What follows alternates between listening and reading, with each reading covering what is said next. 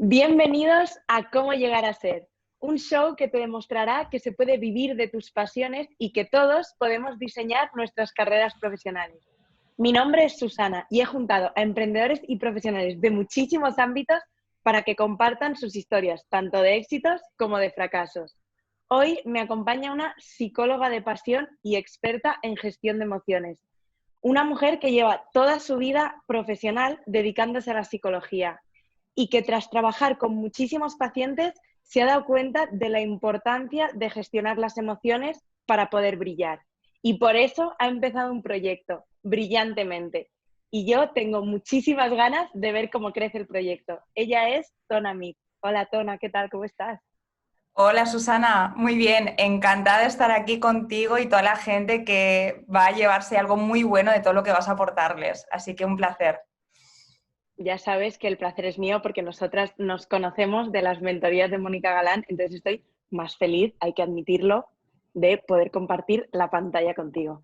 Y yo voy a empezar porque tú, como ya he dicho en mi introducción, es de pasión, lo tuyo es de siempre. Ujú. Y a mí me gustaría saber cuándo descubres que quieres dedicarte a la psicología y cómo lo descubres.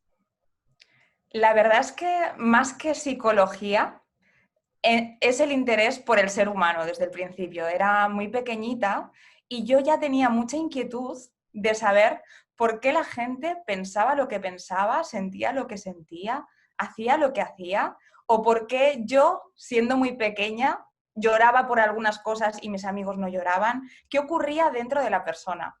Y sí que es verdad que dentro de esas inquietudes que he tenido desde hace muchos años, y es que no concibo mi vida sin esa inquietud, encontré la psicología como un puente que me llevara para resolver esos interrogantes que a mí me surgían en la mente.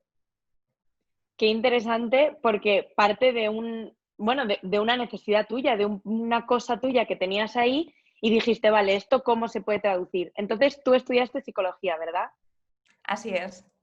Y cuando terminaste, ¿dónde empezaste a trabajar? ¿Cómo fue ese proceso de buscar trabajo y empezar? Sí, yo empecé a estudiar psicología en el año 2002 y cuando acabé la psicología me encontré también en un abismo de decir, y ahora de todos los campos que hay en psicología, ¿hacia dónde me especializo y qué camino voy siguiendo? Piensa que la psicología entiende diferentes campos, puede ser la psicología educativa, la psicología social, la psicología de recursos humanos, la psicología sanitaria. Sí. Lo que yo encontré que más me apasionaba era la psicología clínica y de la salud, porque se metía dentro de mejorar el dolor de la gente y de individualizar tu ayuda para que una persona que padece determinados trastornos o patologías tuviera la forma de salir de ahí, de ese estado emocional. Entonces, como te iba comentando, después de la carrera me especialicé en psicología clínica y de la salud. Descubrí dentro de cuando transitaba dentro ya de la parte profesional de psicología clínica y de la salud, que la parte de pareja y la parte sexual se necesitaba especializarse más todavía, si cabe, que los contenidos que te dan en la carrera a nivel formativo, y fue un campo que me apasionó, el de las relaciones humanas y las relaciones de pareja, y luego finalmente me decanté también para combinar todo esto hasta hacia la parte de crecimiento personal, que ahí es donde está la esencia del proyecto Brillantemente, que es mi marca personal. Cuéntanos un poco más del proyecto. Yo algo sé, pero para que no lo sepa, cómo surge, por qué la gestión de las emociones. Y yo creo que en estos momentos en los que vivimos es muy importante y me parece un tema muy interesante para centrarse en él, la verdad. Sí, Brillantemente nació hace aproximadamente 3 años, después de que ya llevara unos 7 años trabajando de forma individualizada, de forma sanitaria con mucha gente. Y lo que a mí me surgió, lo que a mí me nació después de que muchas personas entraran por la puerta de mi consulta en estados de ansiedad, en estados depresivos, en estados de mucho, mucho malestar. Yo siempre digo que es como esos estados en los que el mundo se pone oscuro y sientes que tu mundo interno se hace cachitos que no sabes cómo componer y necesitas componer ese puzzle interno y no sabes ni por dónde empezar. al final a mí no me gusta utilizar la palabra trastorno, jamás uso etiquetas en mi trabajo, soy quizá, bueno, tengo una forma de ver la profesión de una forma diferente, sí que hablo de síntomas, ¿no? Entonces, esos síntomas que la gente traía intensos, con gran interferencia en su vida cotidiana, tan limitantes, esa sensación que te dice la gente muchas veces que dice, es que no sé en qué momento me he perdido, pero no soy yo. Es decir, no se Wow. reconocen a ellos mismos. Me di cuenta cuando la gente venía en ese estado de que si esas personas hubiesen tenido la oportunidad de entender cómo funciona su mente, de entender cómo funcionan las emociones, identificarlas, gestionarlas, y hubiesen aprendido que la vida no es lo que nos pasa, sino cómo la persona interpreta, pero sobre todo gestiona lo que nos pasa, no hubiese llegado a ese estado. De ahí nació mi pasión paralela a la psicología sanitaria en el proyecto de Brillantemente. Si la persona va ajustando su manera de pensar, sentir y creciendo en su vida sin esperar a tocar fondo, se previene ese fondo.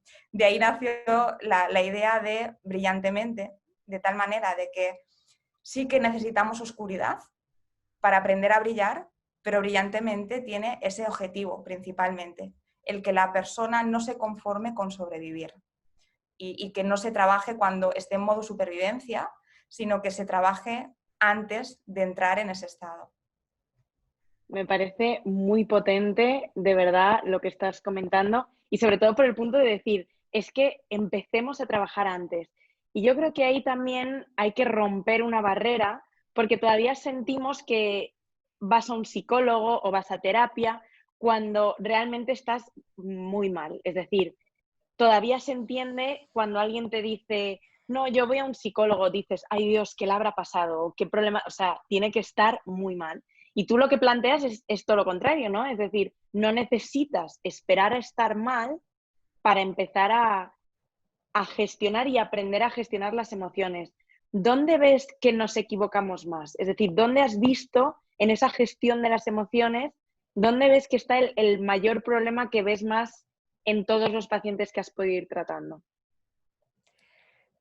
Realmente lo que tú hablas es de prevención. Sí que reconozco que uno de los pilares de Brillantemente es prevenir, como tú bien has definido, el no tocar fondo para buscar una ayuda profesional especializada.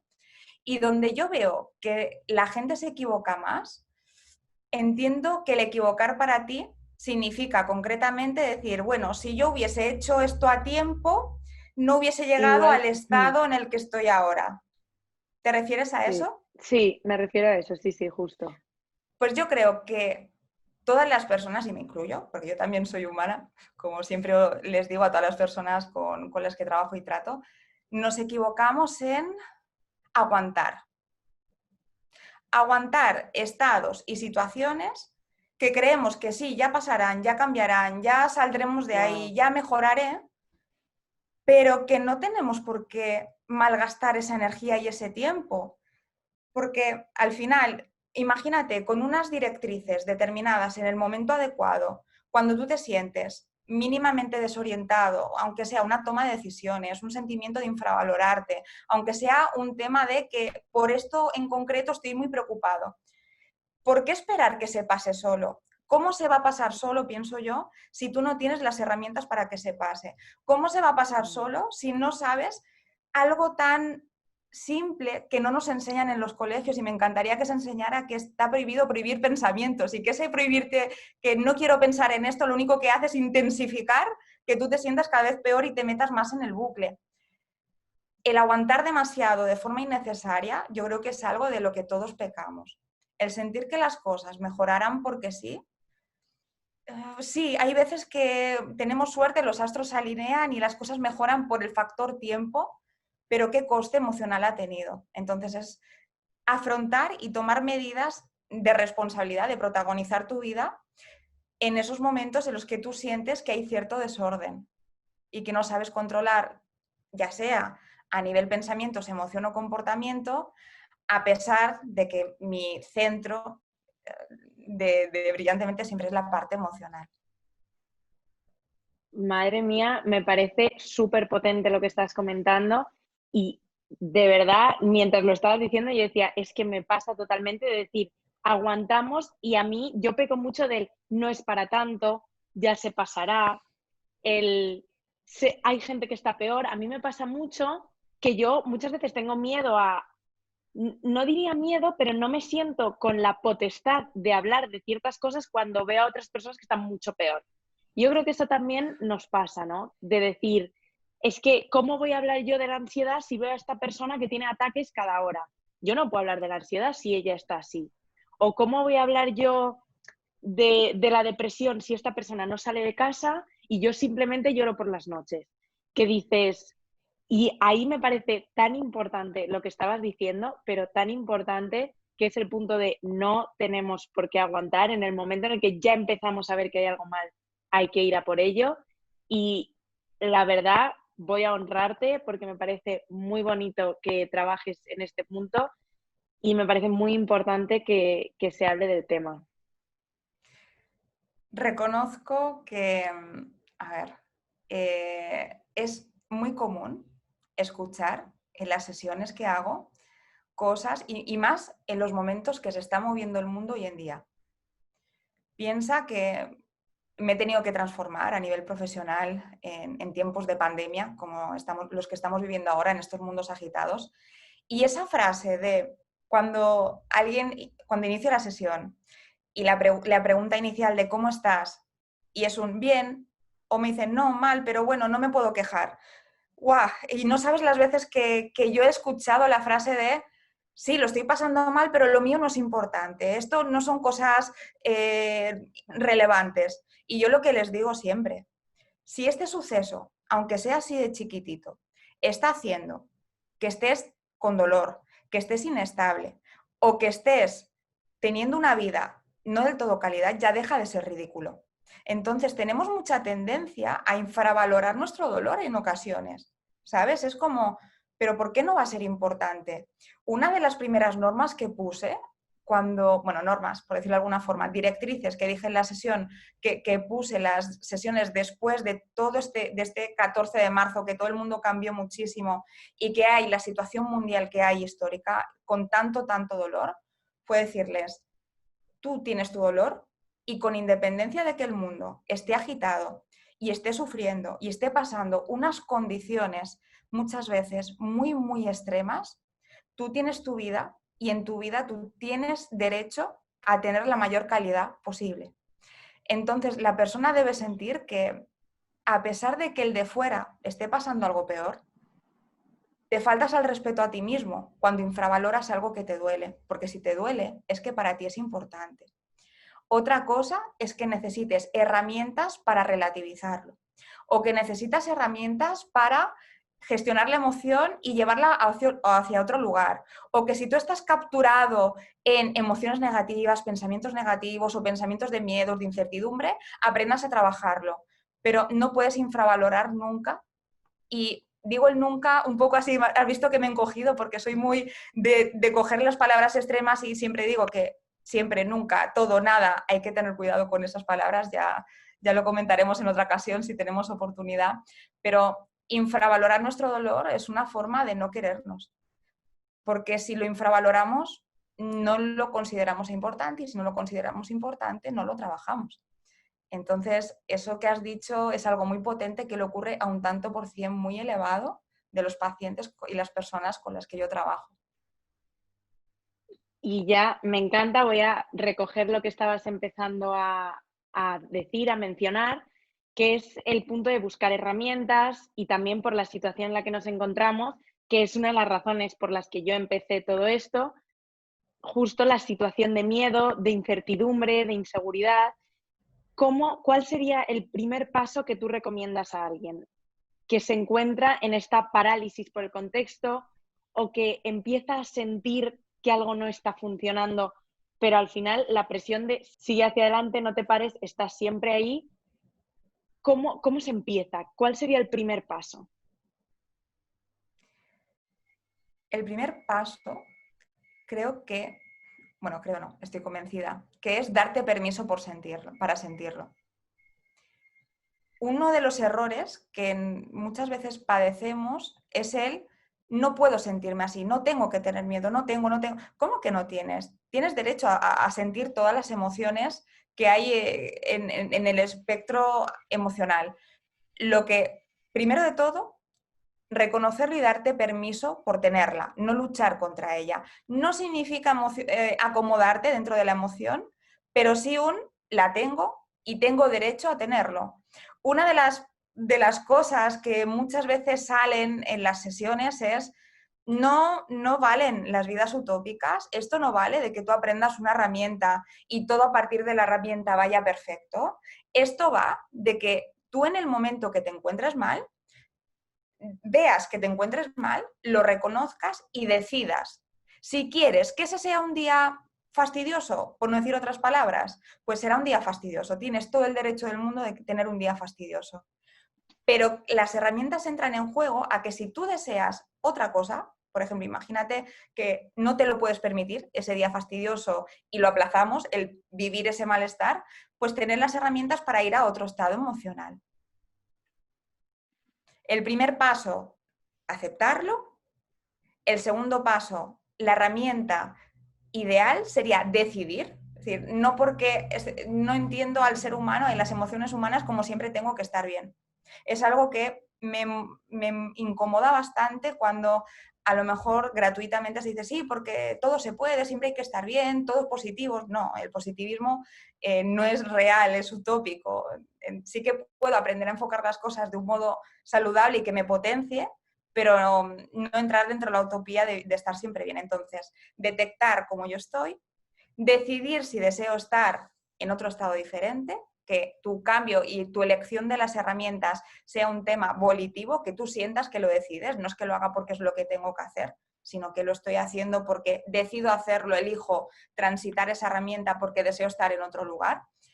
Y luego también el aprender a desbloquear pensamientos y emociones desde otro lugar más simple que muchas veces se nos olvida, y es desde el comportamiento. Hay muchas emociones que se desbloquean desde el hacer o no hacer. Lo digo porque antes me has dicho una palabra estilo parálisis, entonces cuando escucho esta palabra de bloqueo, parálisis, sucede que la emoción está muy alta. Si la emoción está muy alta, el razonamiento baja. ¿Qué significa? Que no todas las herramientas emocionales valen para todos los niveles de intensidad emocional. Y si una persona va al nivel de alta intensidad o al nivel de bloqueo, las herramientas que se deben usar son herramientas que no impliquen muchos recursos mentales. Es decir, que no utilicen mucha memoria, mucha atención, mucha concentración, porque el razonamiento estará paralizado. Entonces, pasaríamos a sugerencias más conductuales. Es decir, ¿qué hago hoy? ¿Cuál es el siguiente paso de hoy? ¿Dónde enfoco ahora? ¿Vale? Es como ir redirigiendo con la mente un comportamiento muy intencionado de ahora, de presente. Y cuando hablas de conductas de comportamiento, para poner un ejemplo, podría ser saltar a la comba, me lo invento. O sea, Sí, perfectamente. Si mueves el cuerpo, mueves la mente. Y para bajar, es decir, es como cuando yo les doy las herramientas a las personas que ayudo, les hago diferentes bloques de herramientas en función del tipo de intensidad que están sintiendo. Lo que tú has dicho se trataría de una herramienta que tú me lo dices así como de forma sutil. Bueno, saltar a la comba, pues no, es muy potente. ¿Por qué? Porque has tomado una decisión diferente que estar paralizado en tu bucle y ya mueves tu cuerpo. En segundo lugar, si mueves el cuerpo, mueves tu mente. En tercer lugar, en ese momento que tú estás saltando a la comba, ya estás moviendo neurotransmisores diferentes y localizaciones cerebrales diferentes que te permiten bajar un poco de intensidad a ese bucle. Y luego entonces, si tú bajas intensidad, ya tienes más opción de herramientas.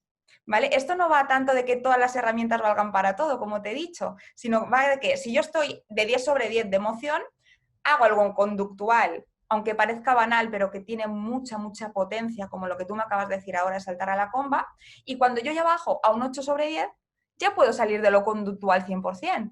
Ya me puedo ir a estrategias de gestión de pensamiento o alguna emocional facilita de estas que doy a la gente, o un reenfoque a nivel de pensamientos de la situación. Tenemos más margen porque tenemos más recursos. Vale, pues saltar a la comba, algo fácil que podemos hacer todos, o si no hay comba, saltar y ya está, también valdría.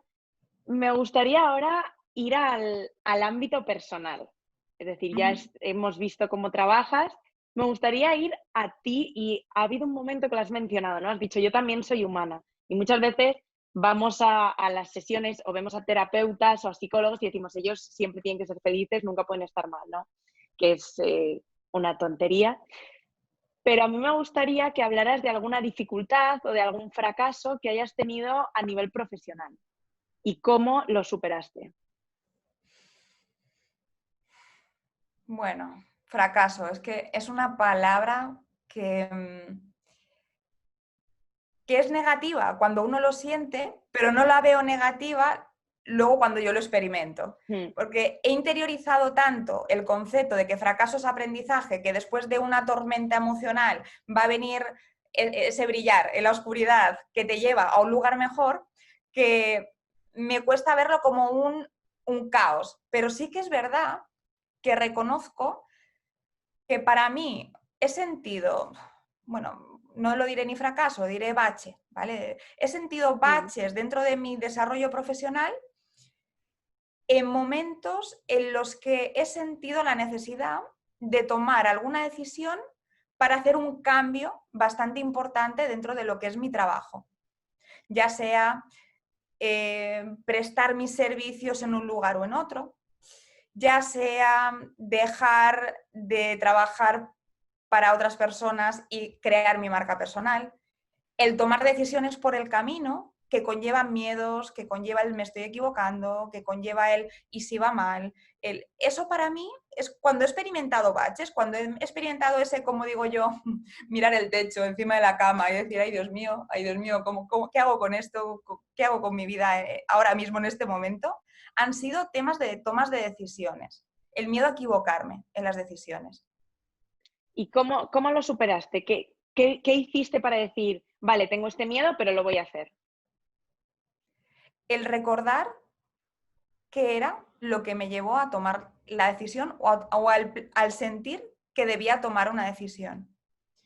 Porque en el momento que tú estás, justo en ese momento que estás a punto de decidir y dar el paso hacia un lugar diferente, la mente te boicotea de tal manera que se le olvida qué es lo que te ha llevado durante el camino Ah, para tú tener que pararte en ese momento y decir, esto hay algo que no me cuadra, hay algo que tiene que cambiar y debo decidir y debo hacer un cambio en mi vida. Y la mente ahí, como ya sabemos que la mente está hecha para sobrevivir y no para ser feliz, pues empieza a olvidarse de esa parte y te empieza a mostrar todo lo negativo que puede suceder si decides, ¿sabes? Entonces, mm. para yo llevar a cabo la decisión y atreverme, he tenido en cuenta qué matices me llevaron a yo plantearme deber tomar una decisión. Y luego también, por otro lado, el, el ir en contra de los ISIS. Porque cuando estamos en ese punto de tomar una decisión, empezamos, ¿y si no sale bien? ¿Y si pasa esto? ¿Y si pasa esto otro? Entonces, en ese momento los cazo. Es decir, a los ISIS sí que ya he aprendido mucho a cazarlos y ha sido un... Cuando me viene el monstruillo, que la gente que me conoce sabrá que hablo mucho de monstruos, esos sí son uno de los monstruos más boicoteadores. Me planto con mi determinación y le digo, ¿vale? ¿Y si no pasa? ¿Vale? Ya vienes a fastidiarme, ¿vale? ¿Y si no pasa? Pues, y si no pasa, me puede pasar todo esto bueno. Así que al menos intento ver toda la parte de la realidad.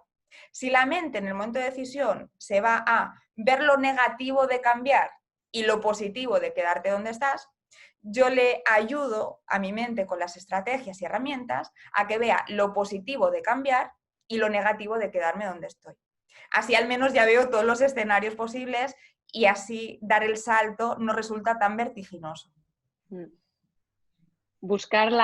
Estabas hablando de buscar la razón de fondo que te llevó a ese punto y el verlo con perspectiva que muchas veces en esos momentos de dudas, vamos a decir, que pueden llegar a ser miedos, decir, vale, tengo todo esto y así decido.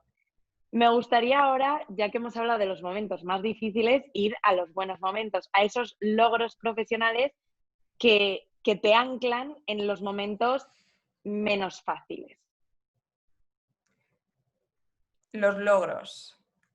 Es curioso porque ¿a quién no le pasa que cuando le preguntas qué ha pasado negativo, qué cambiarías de ti, qué cosas tienes que no te gustan, toma lista, ¿vale? Son esos momentos en los que podemos hacer un listado, pero esos momentos que hablamos de logros, a la gente nos cuesta más el autorreconocimiento.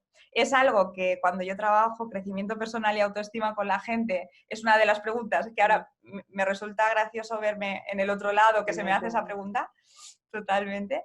Y la gente en los logros se queda parado y a mí me ha sucedido un poco eso cuando me has hecho la pregunta. Logros. Al final, Susana, un logro es cada una de las personas que consiguen salir de esa oscuridad donde están. Ya no te hablo incluso de brillar, ya te hablo de vivir con calidad y de una forma diferente, y que se atreven a confiar en mí, a sentarse y a ponerse delante de una persona desconocida. Eso para mí ya es un logro. Es esa confianza que la persona deposita en ti, que cuido y mimo en todo momento. Y un logro es cuando ves cómo va creciendo, ¿no? Un logro es también cuando ves de cómo mira, algo que siempre tengo en la mente es esa sensación, es esa primera imagen que iba a decir abro la puerta, pero ahora no abro la puerta porque todas las sesiones las hago a través de la pantalla.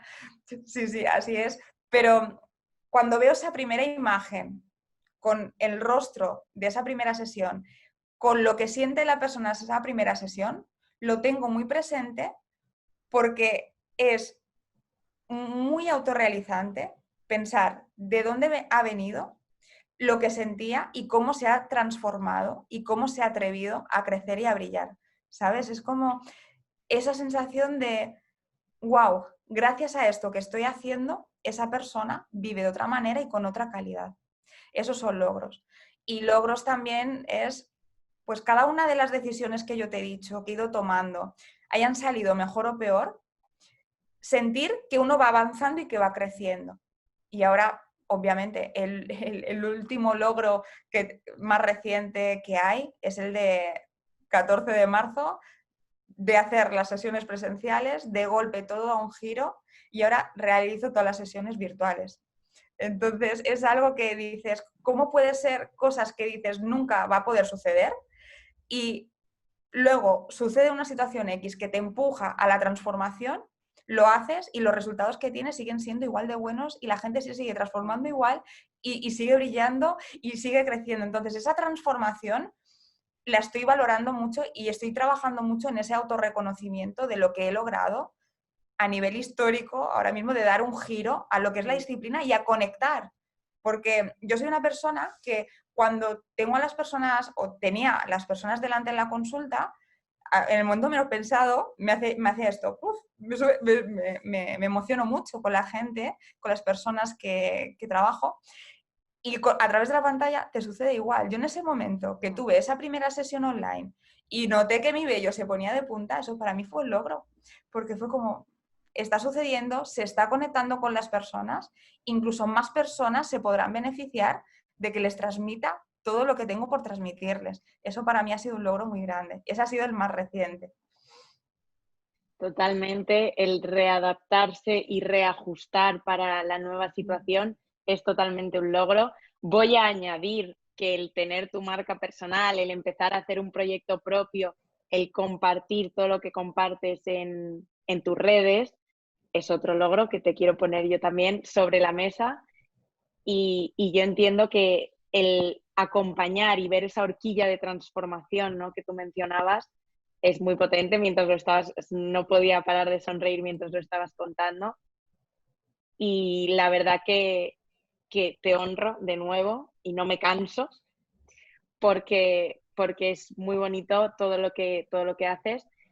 Y me gustaría, para terminar, y también porque lo hemos hablado antes, pero quiero dar una herramienta de la gente que termine esto y apague esta entrevista, que haga una cosa, ¿qué les dirías que hicieran? Si les tienes que decir, haz una cosa, se apaga esto, ¿qué vas a hacer? ¿Qué dices?